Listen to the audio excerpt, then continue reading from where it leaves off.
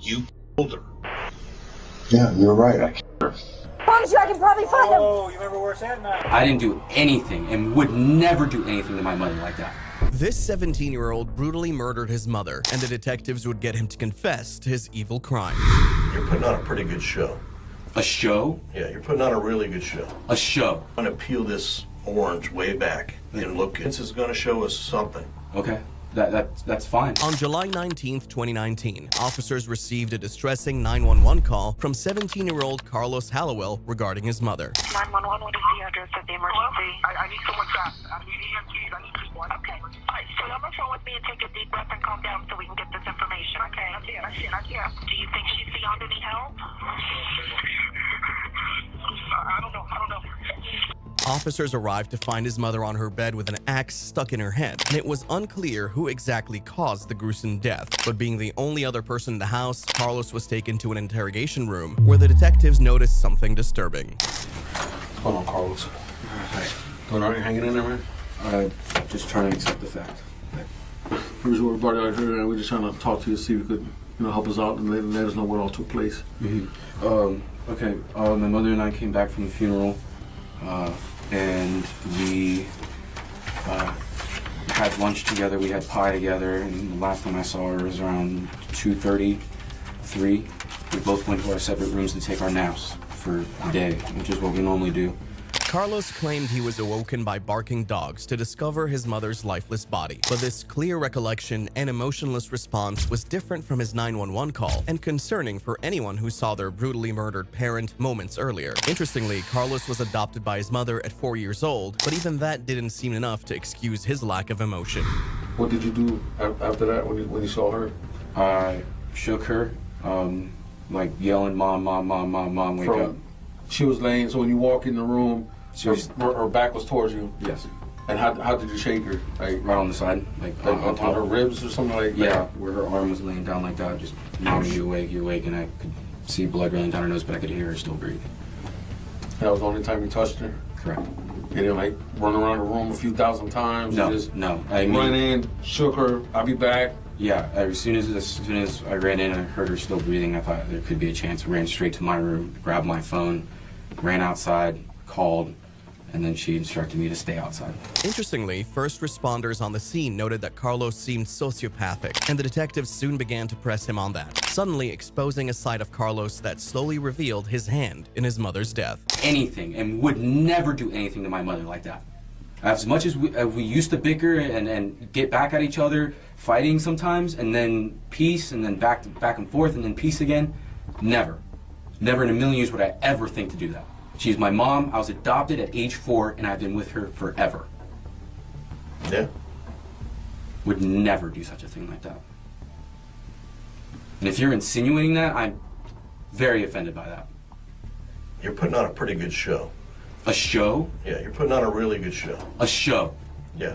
How's this a show? And I remember that CPT talking about how your attitude of things were very sociopathic. Sociopathic? Which is exactly what you're showing me right now. And you're trying to act like you're upset about something. Trying? Yeah. Okay, how is this trying? That was my mom. My mother. Yeah. Right. So trying, how is this trying? Because you don't feel like normal people feel.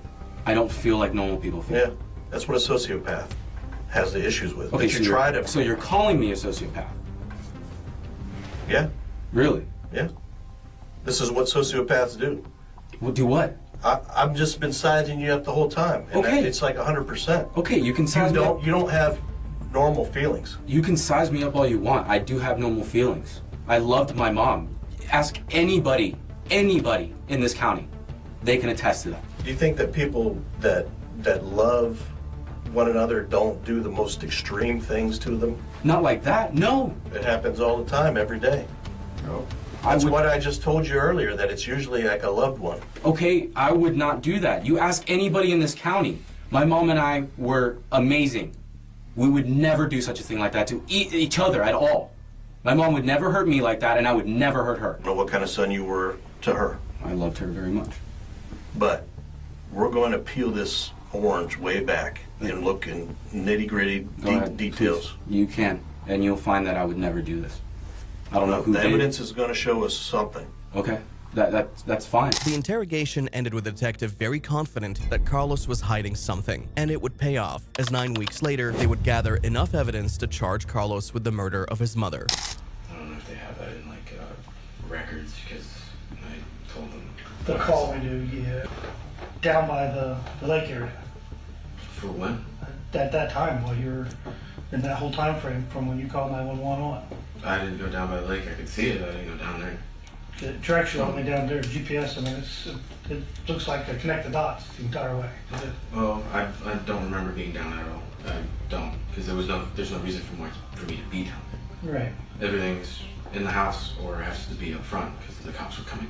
Carlos's phone showed him at a lake while calling 911, and a search of the area uncovered something shocking. Remember the small cameras you said were in the house? This Yeah, camera was just down one. inside of here. Okay, then yeah, it's one of the ones that are facing towards the window. Guess how many we found? Okay. How many do you think we found? One? No. There's only one in the house? No, you know there's one in the house. No, sir, I know of one. 3 cameras in the house. Okay. I found 3 cameras in the house. I actually found one of them. Okay. And then, guess what else? What else do you think we could have found in the lake that day? I'm just trying to ask you, just to help me out here. Yeah, I understand. And I don't know. You don't know what else we could have found in there? No, I'm going to assume her phone since she's got the camera. Carlos was at the same place where his dead mother's phone, alongside cameras from the home, were recovered, a place he never mentioned going. He thought he could outsmart the detectives, but they had him cornered, and there was really no escaping now. No signs of anybody else in the house but you and your mom. Right. I mean, completely no other signs. So the only person who could have done it been you. Right. And I understand how that makes you feel at the same time. The thing is, here's the thing. I want to know. I want to know because I want to know if that I blacked out and did this, and then So I need your help. I want to know. I don't remember. I don't remember from being in the garage to then. It's nothing. And I don't remember any arguments. The way Ramos came at it. I didn't like the other detective too much. The one that was with you the first day. He was calling me a psychopath and a sociopath that I don't feel anything. I didn't appreciate that at all with him making those assumptions before anything was even done. I appreciate the way you guys went through everything. I'm just telling you, there's nobody else. And that's the thing, that's why I panicked the most, because I specifically remember being in the garage with the sharpening iron. Right. Sharpening the axe. Like getting it ready to go. I even went out to go look at the fence line, hopped the fence, looked at the tree, blah blah blah, did all that normal routine. I gotta figure out, okay, where am I cutting, what am I cutting? And then what part of the fence do I have to fix? Because that's what they asked. Getting all that stuff ready, and then from then to there, I remember nothing. Okay, the best you remember. Best of my memory, walked in the house with the axe, with not the intent of doing that, but I think my intent was kind of like, okay, Mom, I think we need to get to work, because it was getting kind of late. I do know that I was getting late, and my mom doesn't like to work past a certain time. She wants to be out in her bed. And then I guess it just kind of boiled over. I don't know if something was said. Because usually I try to talk to her. I'll say, hey Mom, get up. We gotta go to work. Or hey Mom, we gotta do some stuff. So I don't know if I did that and she made a remark that kind of pushed me over the edge, or if it just all played through. So after you hit her with the axe, is that when you called 911 right after? Immediately. Right after you hit her? Right after I went, bam, like, phone, 911, checked her breathing, pulse. But as soon as I saw blood running through her nose, I knew there was nothing I could do. So then I was just... You feel bad if you did it? Excuse me? You feel bad it happened? Yeah, big time. Nearly 3 years after his mother's death, Carlos was charged with first-degree murder after investigations uncovered that he waited until she slept while quickly sharpening an axe in his room, before entering her room and striking her skull with the axe. He was sentenced to life in prison without the possibility of parole, only missing the death penalty because he was a minor. And did it. You told her. Because you do remember what happened, and you remember what set it off. This detective knew this man killed his wife and had to put on a class act to make him confess. See you, the first thought you had was, holy I did that. Yeah, you're right. If you're enjoying this video, please like and subscribe. On May 19th, 2012, a woman called 911 claiming her grandson's girlfriend was dead. What is your emergency? I think it's a murder. And have you started CPR, ma'am? No. Deep cold. I'm going to need child services too. There's a little boy here. Okay. You need to get here as soon as you can. A 28-year-old named Jennifer McKinley was found dead in a home she shared with her 8-year-old son and her boyfriend of 4 years, 44-year-old Eric Erminger, who was discovered to be the last person to see her alive the night before. So he was invited to an interrogation room to uncover his role in his girlfriend's death. I left work at like 7.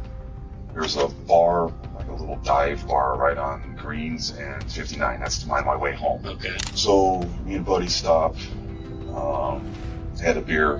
How many beers did you think you had? And I probably had probably 9. And I realized that, I'm not going to drive. So I called, come and get me. She's like, okay. I finished my beer and we left. We walked out the parking lot. There was pretty much no talking. And you pulled into the apartment complex. I don't remember getting into the house. And I said, I don't remember hitting the apartment, and I would have went right. The man claimed he couldn't remember anything after entering the apartment, which, when paired with his lack of remorse over the death of his girlfriend of 4 years, appeared suspicious to the detective, who would employ several tactics to uncover Eric's secrets. Are you going to make up something? No! I want you to tell the truth. I told you that's what my job is. I'm telling you the truth. I'm trying to get there, but I got you. Well, let's talk about... I think it was like 4 or 5 years ago. It was just the little things, she would never put the top on, right? The toilet paper, whatever. Wouldn't squeeze the toothpaste from the bottom of, And when you all have these arguments that every couple has, I've been married for almost 30 years, and I can tell you there have been some wrangling. I am quick to anger. With her, she liked to press. Just leave me alone. Leave me alone. Just leave me be. Leave me be. Leave me be. Stuff's been thrown. Anything physical between you and her? Yes. What have you done? I grabbed her and actually pushed her away. I'm trying to get away. She'll jump in front of the door. Right? I just need to get some air. Let me out. I'll come back. No. Don't leave. Jump in front of the door. Please, baby, get out of the way. She comes into the bar. She keeps bugging me to go. And you're telling her what? I'm telling her, let me finish these beers. I'm trying to slam them down. She keeps pulling. You get to the apartment, and now here's where it becomes critical. Because once you and cross the threshold of that apartment, then something starts to be placed in motion. I don't remember. Again, I don't remember. The detective used sympathy, aggression, empathy, and relatability to get Eric to open up, but a history of abuse wasn't enough to charge him. So the detective rolled his sleeve up and decided to apply intense direct pressure on Eric, eventually forcing him to break. Either something accumulated and let the evil override the good. But it had to start with something that said or did. Either told you, get the out of this apartment, don't want you here anymore, but something that you were not going to put up with anymore. Because you were drunk, it drops inhibitions. This alcoholic amnesia or this selective I don't remember stuff, I'm just telling you, man, you have been a part of this woman's life. You guys have had your ups and downs like everybody else has, but something broke. And it broke to the point where a person who would ever think of doing something like this to the woman he loved snapped and did it. You her. When you got up that morning and you looked down, I guarantee you the first thing that went through your head was, holy did I really do that? Because you do remember what happened and you remember what set it off. You saw her, she's blue, she's cold, she's dead. And she is dead at your hand. And I will guarantee you the first thought you had was, holy I did that. Yeah, you're right. And with that, Eric succumbed to the detective's fierce interrogation techniques and confessed to killing his girlfriend. All that remained was a motive behind it. I would like to know myself. It's coming across to me as being deception. It's not being a lack of memory. It's for whatever reason, and I'm trying to get in your head to figure out, you you've already admittedly said you her. I am being totally truthful with you. I do not remember. I don't remember her interacting with me. Somehow I gave myself a pie, and I don't know how to change it to sugar. Investigations eventually uncovered that Eric strangled Jennifer to death after they got into an argument over cheating allegations. He pleaded guilty to murder and was sentenced to 40 years in prison. On the side there. So a bunch of cops rolled up on me and I'm being arrested. I don't know. This man wanted to have intimate relations with a 14-year-old girl he met online, but these cops caught him red-handed and would get him to confess. Tell you whether you believe or not, it's your choice, but I didn't have any other intention, if that matters. On May 6, 2024, New Mexico State Police officers posing as a 14-year-old girl began communicating with an Air Force agent named Adrian Garza, who talked about having sexual relations with her before arriving at a local hotel to meet up, unaware that he would instead meet with officers. Step out, bro. Step out. It's your wallet, bro. You need it? I guess. I don't know. What are we doing? But do you want some phone calls for somebody to come pick up the car? Yes? Who do you want to call? I don't know. You don't know who you want? No? You want me to call? Do you want me to call? Sure. I don't know you. What's your name? It's Sergeant Pettis. Adrian played dumb to the situation in an attempt to appear like he was still in control, even agreeing to call his wife to come pick up his car. Hey, babe. So a bunch of cops rolled up on me and I'm being arrested. I don't know. You want to tell her where you're at? The Days Inn Motel. Do I need to, like, come and get you? Yeah, I need to get the car, I guess. Okay. Okay. It's alright. Where do I come find you? I don't know. Where are you at? We'll talk to her later. I guess I'm gonna talk to you later. Okay. Remember the code? Okay. Cool.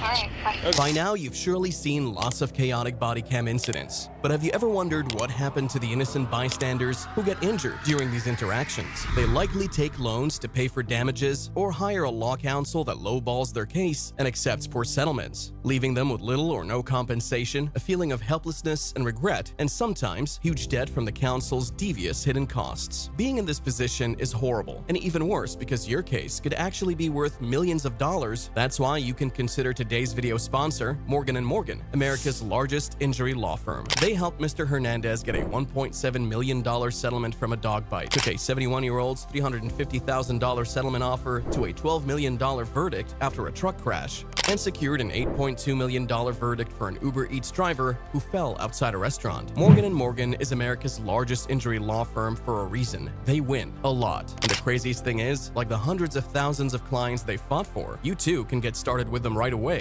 because their fee is completely free unless you win. So you have nothing to lose and everything to gain. All you have to do if you want to work with them is submit a claim in minutes and communicate with your legal team, all from the comfort of your home and on your smartphone through the entire process. It can't get easier than that. You can start your claim now with Morgan & Morgan at www.forthepeople.com/detective or click the first link in the description, and he also maintained his ignorance in the interrogation room. You know what you're here for, right? Can you explain this to me?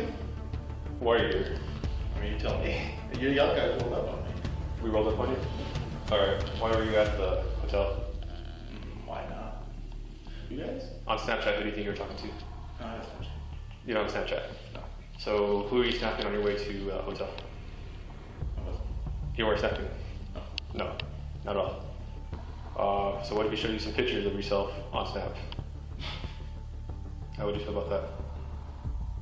What happens if I don't say anything? What about It's your rights, man. So I could just not say anything? No.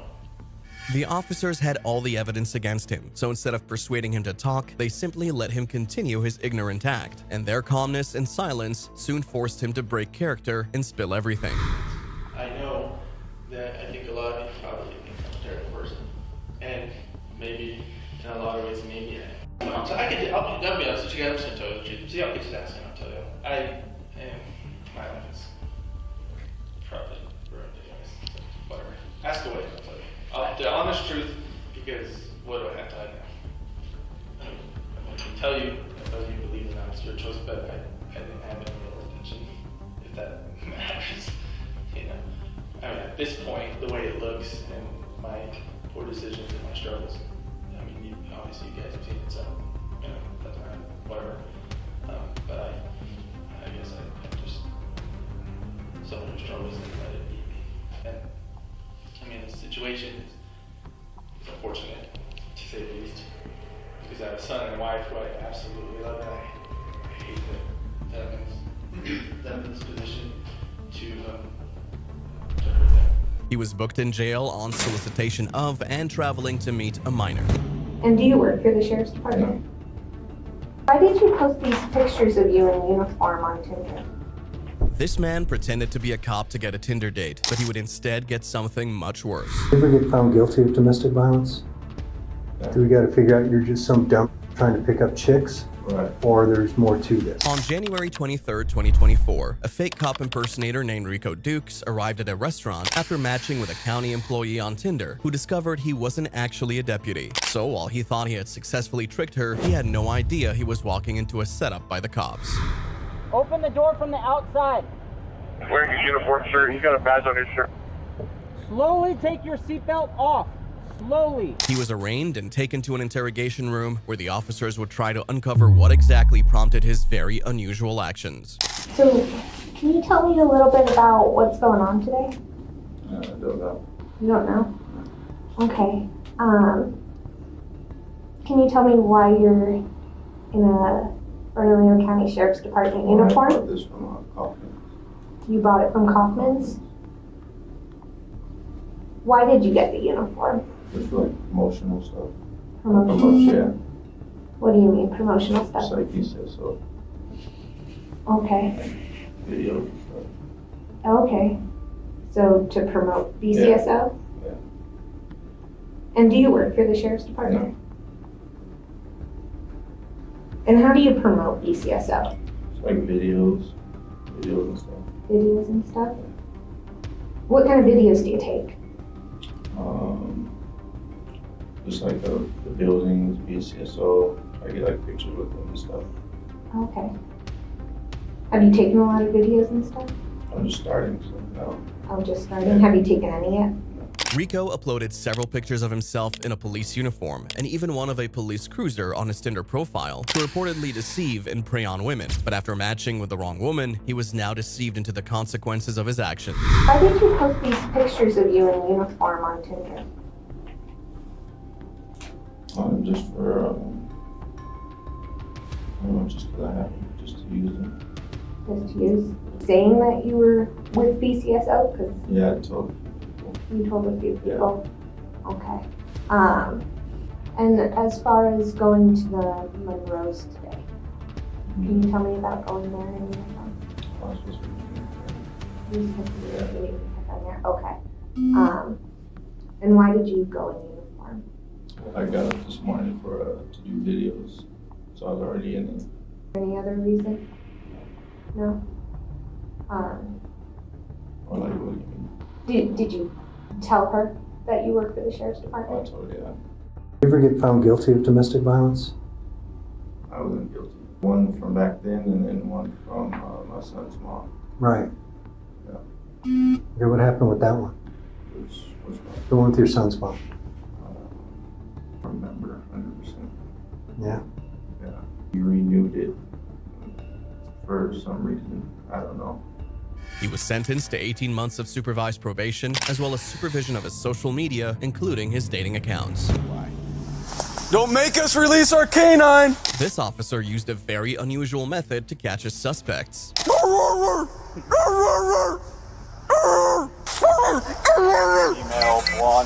Better stop!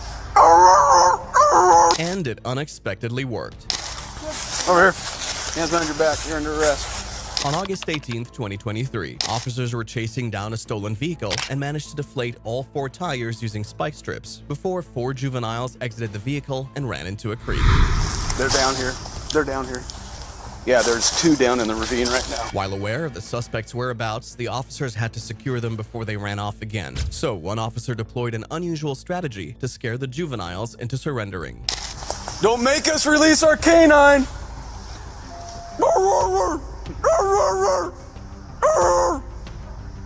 Better stop! The officer didn't have a canine, but barked instead to fool the juveniles, who he suspected would be afraid of getting bitten by a dog. And that worked, as they came out shortly after. Over here. Hands behind your back. You're under arrest. 2 more coming. The juveniles were taken into custody, and the officer was praised for his creativity. I guess I have a unique skill of barking, like one of our canines, and don't really practice it, and it's not taught in the academy, but I use it on occasion. But these detectives just gave the suspect a candy bar. Want a candy bar? We got candy bars. I have a candy bar. And she would confess all her secrets. Yeah, that's what I was with. That's Justin. When did you start doing this? Just a few days ago. A few days ago? On November 1st, 2023, officers were called to a bank regarding a woman who tried to withdraw a large sum of money using forged documents. All right, so they called us, I guess, because they feel like there's some fraudulent activity going on. I guess you're traveling. Can you just tell me exactly? I don't know what. Nurse. Okay. I lived in Michigan and Illinois. I owned over there. I started traveling out here. I work for Orlando Regional. I live out here with my friends. I rent for $500. Here in Ocala? Yes. Okay. I give them a bill with everything on it. Okay. There should have never been an issue. Yeah, they're saying that. I guess I'm really not. They flagged you. So, do you have a Florida ID, or have you been issued? But you're a nurse at OARMS in Orlando. Mm-hmm. Okay. Yeah, so now I was going to How long have you been a nurse in Orlando? A year. I've been, well, not in Orlando. I've been a nurse in general a year. Okay. Been back and forth. I'm a travel nurse. Okay. I'm a travel nurse. Yes. All right. So you reside in Ocala and you go back and forth? Okay. Yes. Okay. So, yes, baby, I hear you.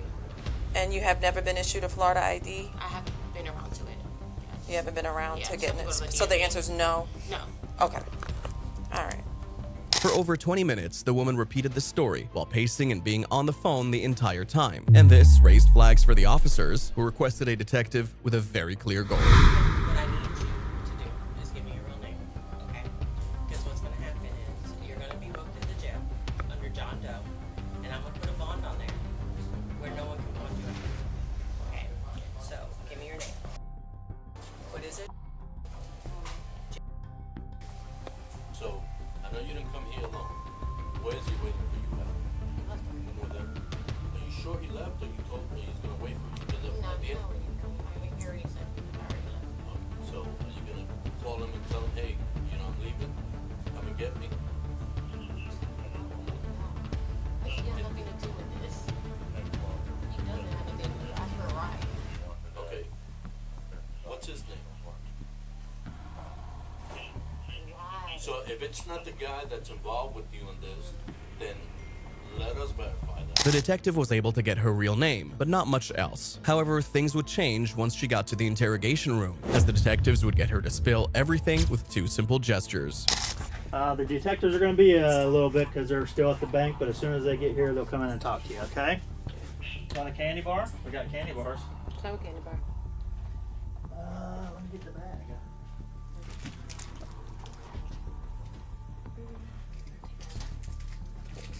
All right. While the water and candy didn't seem like much, the detectives understood that the woman was only a pawn and now felt lonely, as her instructor had likely deserted her due to her arrest. So that small act of kindness would make her trust them and expose those involved in the crime. Can you tell me how this all started? Working at the club. At this point, there's no reason why. So I met some guy named Justin. Don't know much about him. I'm looking for an apartment. So he said I can help you. And then okay. And obviously he told me what we were doing. So he took a picture of my face.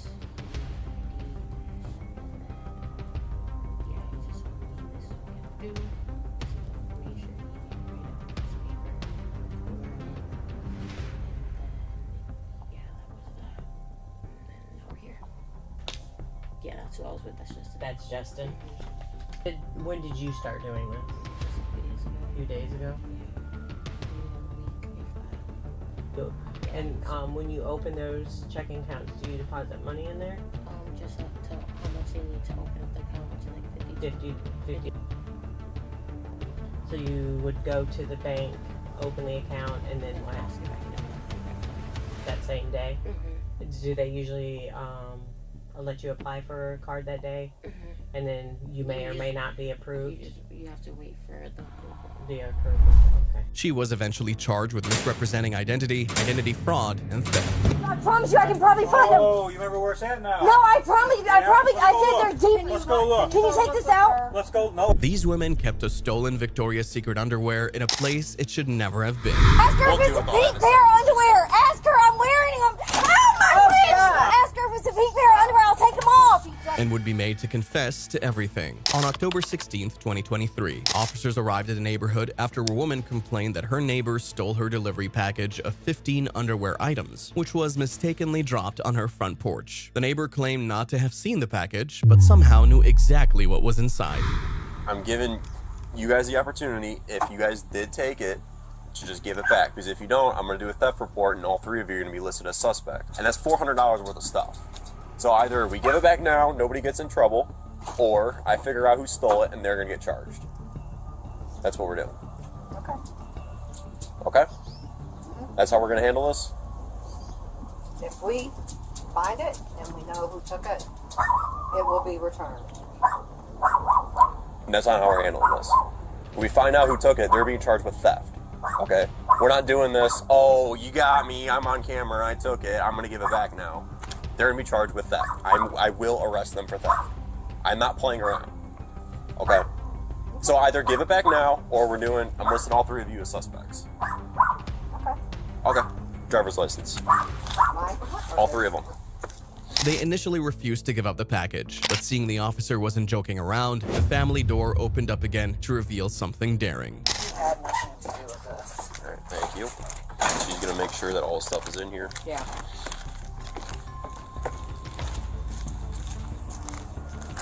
I'm going to go sort of in my trunk. Okay. I'll stand by just in case. Who took the package? Who took it? Yeah, like it was on your porch and you just grabbed it, or like a mistake or something? Well, Sorry, it was this guy grabbed had by mistake by my husband, and I'm the one who had it on the floor, and I never even noticed the name. I thought it was my daughter. I didn't even look, because she does a lot of stuff I don't know about. Okay. While the woman narrated her story, the package owner realized that there were 5 pieces of underwear missing from the package, meaning the family were still withholding her belongings, something that angered the officers.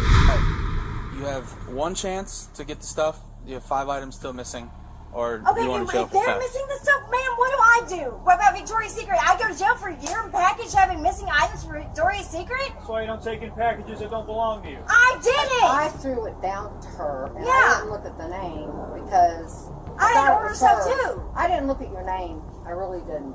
And now because Victoria's Secret's gonna miss it, I've had 7 items missed. That's fine. Basically denied taking it all altogether.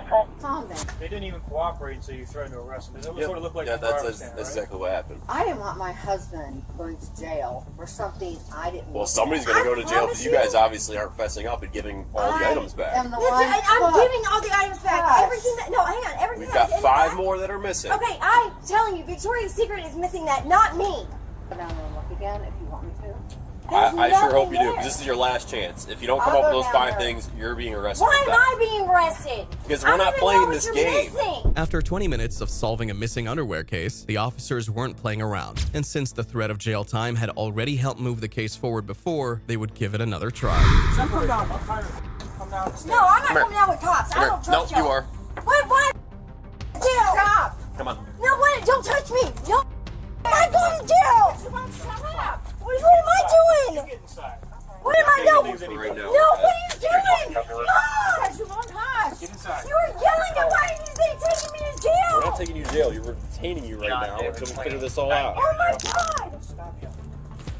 Stop. Please get me out of handcuffs. This is how I'm better for you out. I'm seriously gonna have an Stop. anxiety attack. Ma'am, I don't have your order.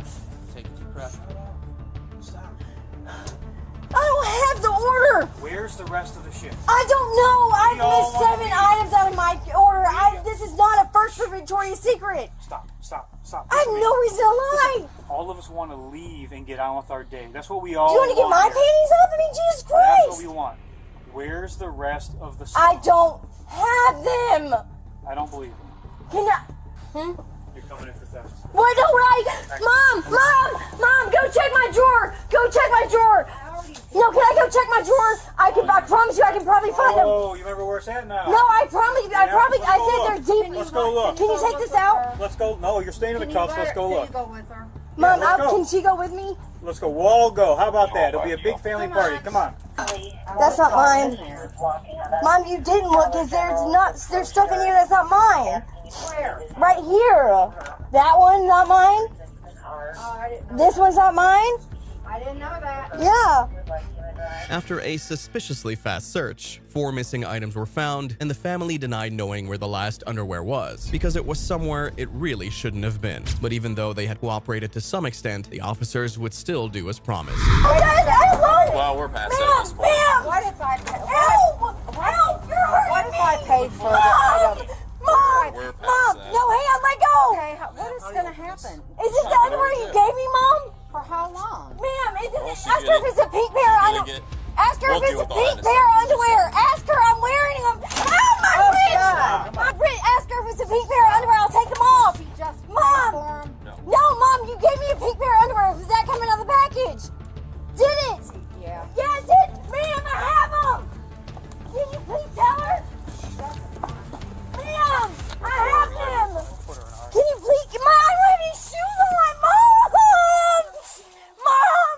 Megan was wearing the stolen underwear and asked if she could return it and not go to jail. She obviously wouldn't get an answer and was instead taken to jail and charged with theft. If you like this video, YouTube thinks you'll enjoy these too.